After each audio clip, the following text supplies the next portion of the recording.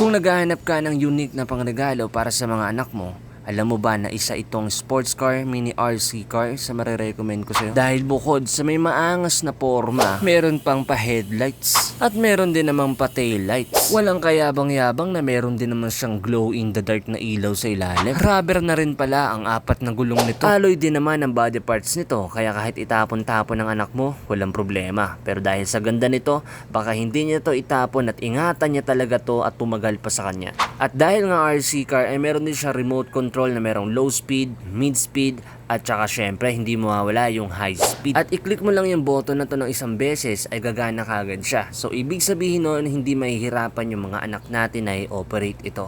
Easy to charge kasi naka Type-C cords na rin siya. At i-charge mo lamang to ng 30 minutes at magagamit mo na ng more than 1 hour. Hindi mo dapat ito ikumpara sa mga tagti 300 na malaking RC car. Dahil unang-una ay napakabilis na lang malobat. 25 minutes lobat na. Tapos i-charge mo pa yon ng 2 hours. Pero ito, i-charge mo lamang ng 30 minutes and more than 1 hour mo nang magagamit. Kasi sabi nga nila, quality comes with the price. Aanuhin mo nga naman ang mura kung mabilis din naman masira. Kaya i-check out mo na to at nandyan sa yellow basket ang link nito.